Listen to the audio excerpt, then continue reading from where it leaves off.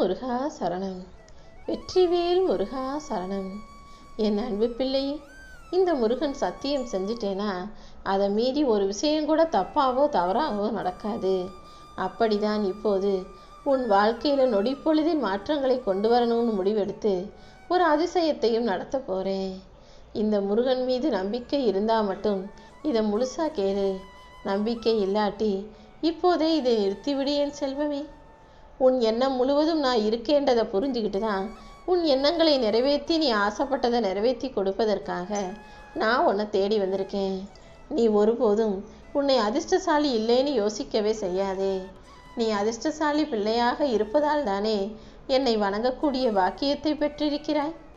நீ என்னை வணங்குவதன் மூலமாக தான் இப்போது உன் வாழ்க்கையே அழகானதா, அதிசயமானதா, அற்புதமானதா மாறப்போகுது. மொத்தத்தில் உன் மனசில் நீ யாருங்கிறத முதல்ல நல்லா தெளிவாக புரிஞ்சுக்கோ. இதுவரைக்கும் உன் வாழ்க்கையில் என்ன வேணால் நடந்திருக்கலாம். ஆனால் இப்போது நடக்க போகிறது எல்லாமே உன் எண்ணப்படி தான் நடக்க போகுது. நீ உன் எண்ணத்தில் என்ன யோசிக்கிறாயோ, மனசில் என்ன நினைக்கிறியோ அதை அப்படியே உன் வாழ்க்கையில் நான் நடத்தி கொடுக்க போகிறேன். காலம் ஒருபோதும் பேசாது. காலத்துக்கும் நேரத்துக்கும் உருவமும் கிடையாது. ஆனால் அதாவது அதற்கான நேரத்தில் காலம் கண்டிப்பாக செய்யும். எல்லாத்துக்கும் பதில் சொல்லும். நல்லது செஞ்சவங்களுக்கு காலம் நன்மைகளை கொடுப்பது போல கெட்டது செஞ்சவங்களுக்கு உரிய கொடுமையான தண்டனைகளையும் காலம் கண்டிப்பாக கொடுத்து அவர்களை கலங்கடிக்கும். அதனால் நீ இப்போ சந்தோஷப்படு. நீ செஞ்ச நன்மைகளுக்கும் நல்ல விஷயங்களுக்கும் சேர்த்து உன் வாழ்க்கையில் இப்போது உனக்கான நல்ல விஷயங்கள் நடக்க போகுது. உன் வாழ்க்கையை அழகான பூந்தோட்டமாக மாற்றி உன்னை ஆனந்தமாய் வாழ வைக்க நான் வந்திருக்கேன். பூக்களையும் உன்னையும் படைத்த நான் சொல்கிறேன், கண்டிப்பாக நீ அதிர்ஷ்டசாலி பிள்ளைதான். நீ நினச்சது எல்லாமே உன் வாழ்க்கையில் நடக்கத்தான் போகுது என் செல்வமே. ஓலை குடிசையாக இருந்தாலும் அல்லது கோடி கோடியாக இருக்கக்கூடிய சம்பாதிச்சு கட்டின சொந்த வீடாக இருந்தாலும் எதுவாக இருந்தாலும் அதில் உன் பெற்றவங்களோட நீ சந்தோஷமாக வாழ்கிறதுக்கு பேர் தான் அழகான குடும்ப வாழ்க்கை. எப்போதும் சுயநலமாக நான் நல்லா இருந்தால் போதும், நான் நல்லா சாப்பிட்டா போதும், நான் என் குடும்பத்தோட மகிழ்ச்சியாக இருந்தால் போதும்னு சுயநலமாக யோசிக்காதே. இளமையாக இருக்கும்போது, வலிமையாக இருக்கும்போது என்ன வேணாலும் யோசிக்கலாம், செய்யலாம். ஆனால் இளமையிலும் வலிமையிலும் நீ பொறுமையோடு விட்டு கொடுத்து போக பழகிக்கோ. உன் குடும்பத்தை தவிர இந்த உலகத்தில் உனக்கு வேறு எதுவுமே பெருசு கிடையாது. உன் குடும்பத்தை விட பெருசாக இந்த உலகத்தில் நீ எதையும் சம்பாதிக்கவும் முடியாது. உன் குடும்பம்தான் உனக்கு முதல்ல எல்லாமுங்கிறத புரிஞ்சுக்கிட்டு உன் குடும்பத்தை பாதுகாத்து உன் குடும்பத்தில் உள்ளவங்களுக்கு பிடிச்சதை செஞ்சு கொடுத்து அவங்க மனசை சந்தோஷப்படுத்தி அதன் மூலமாக நீயும் உன்னை சந்தோஷமாக வச்சுக்கோ. உனக்கு பிடிச்சதுக்கும் நீ முதலிடமும் முக்கியத்துவமும் கொடுத்து உனக்கானதையும் நீ செஞ்சுக்கணுமே செல்வமே. ஏன்னா மற்றவங்க கிட்ட வேணும்னா நீ சுயநலமாக நடந்துக்கிறியே தவிர உன் குடும்பத்தை பொறுத்த வரைக்கும் உன்னுடைய குடும்பம், குழந்தை, உன்னுடைய பெற்றோர்கள்னு யோசிக்கும் போது நீ அவர்களுக்கு முதலிடம் கொடுத்து அவர்களுக்கானதை யோசிக்கிறியே தவிர உன்னை பற்றி யோசிக்கவே மாட்ற. நீ நல்லா இருந்தாதான் அவங்களும் நல்லா இருப்பாங்க. நீ சந்தோஷமாக இருக்கிறத பார்த்து அவங்களும் சந்தோஷம் அடைவார்கள். முதல்ல எல்லா விஷயங்களையும் சமமாக நினைக்க பழகு. உனக்கு எது நல்லதோ அதை நான் செஞ்சு தருவேன்ற பொறுப்பை என்னிடம் விட்டுவிடு. உனக்கு உரியது சரியான நேரத்தில் கண்டிப்பாக உன்னை வந்தடையும். உன்னிடம் எது இல்லையோ அதை கூடிய சீக்கிரம் நான் உனக்கு கொடுப்பேன்ற நம்பிக்கையோடு இரு. படைக்கும் போதே உனக்கு எப்போ எதை கொடுக்கணுன்றதையும் உன் தலையெழுத்தாக நான் எழுதி வச்சுட்டேன். அதே போல் உன்னை எந்த இடத்துல வாழ வைக்கணுங்கிறதையும் நான் எழுதி வச்சுட்டேன் என் செல்வமே. உனக்கு எந்த குறையும் இல்லாமல் எல்லாவற்றையும் நிறைவாக பெற்று நிம்மதியாக வாழும்படி தான் உன் தலையெழுத்தை நான் எழுதி வச்சிருக்கேன். உன்னுடைய குறைகளை களைந்து உன்னை நிறைவான நிம்மதியான வாழ்க்கையை வாழ வைக்க போகிறேன். எப்போதும் உறவுகளையும் பணத்தையும் சமமாக மதிக்க பழகு. ஏன்னா இது ரெண்டில் ஏதாவது ஒன்று இல்லைனாலும் வாழ்க்கை கொஞ்சம் கஷ்டமானதாகவே இருக்கும். 4 மனுஷங்களும் வேணும், 4 காசு பணமும் வேணும். இது ரெண்டுமே உன்கிட்ட இருந்ததுன்னா உன் வாழ்க்கை மிக சுலபமாக சந்தோஷமானதாக மனநிறைவுள்ளதாக மாறிவிடும். நீ ஒருபோதும் யாரையும் திட்டுவதோ, யாருக்கும் சாபமிடுறதோ, யாரையும் அழிக்கணும் கெடுக்கணும்னு திட்டம் போடுவதோ வேண்டாம்.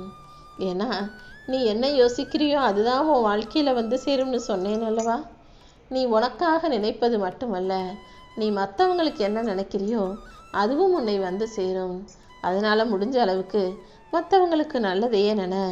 கெட்டது நினைக்கிறத விட நினைக்காம இருப்பது தான் உன் வாழ்க்கைக்கு உனக்கு நல்லது.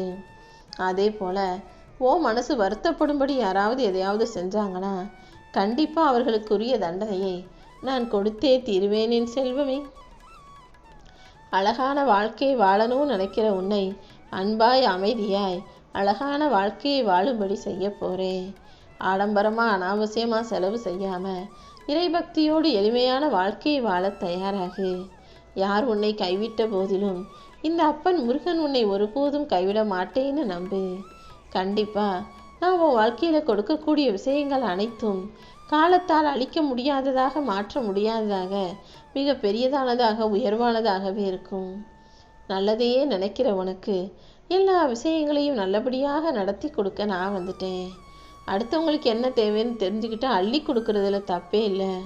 ஆனால் அடுத்தவங்களுக்கு செய்கிறது முன்பாக உனக்கும் கொஞ்சம் கிள்ளி வைக்க கற்றுக்கோ. ஏன்னா இருக்கிற வரைக்கும் நீ அள்ளி கொடுக்குற வரைக்கும் எல்லாரும் உன்னை தேடி வருவாங்க. ஆனால் உன்கிட்ட இருக்கிறது காலியாக போச்சு, தீந்து போச்சுன்னா அப்புறம் உனக்கு ஏதாவது ஒரு தேவைன்னு உதவி கேட்டினா உன்கிட்ட இருந்து அள்ளிக்கிட்டு போனவங்க உனக்கு கிள்ளி கூட தரமாட்டார்கள். நீ ஒருவருக்கு என்ன உதவி செஞ்சாலும் சரி, உதவி செய்கிற வரைக்கும் சரி சரின்னு சந்தோஷமாக ஏற்றுக்குவாங்க. ஆனால் திரும்ப நீ போய் உதவின்னு கேட்டு நின்னா அவங்க உன்னை திரும்பி கூட பார்க்க மாட்டாங்க. மனிதர்களின் குணமும் யதார்த்தமும் இயல்பும் இதுதாங்கிறத புரிஞ்சுக்கோ. உதவி செய்கிறது உன்னுடைய எண்ணம், ஆனால் உதவியை எதிர்பார்ப்பது உனக்கு உரிமை கிடையாது என் செல்லமே. காலங்கிறது ஒரு கண்ணாடி, நீ எதை காற்றியோ அதுதான் அது பிரதிபலிக்கும். எப்போதும் எல்லாரிடமும் அன்பை மட்டுமே காட்டு. நீ எந்த அளவுக்கு மற்றவங்க கிட்ட அன்பா பாசமா அமைதியாக இருக்கிறியோ அந்த அளவுக்கு உன் வாழ்க்கையில் அன்பும் பாசமும் அதே ஆனந்தமும் அமைதியும் கண்டிப்பாக திரும்ப கிடைக்கும். நான் உன் கூட இருக்கும்போது நீ வீணாக அழுதாதே. நீ அழுததெல்லாம் போதும்னு தான் உன் வாழ்க்கையை அழகாக மாற்றித்தர நான் வந்திருக்கேன்.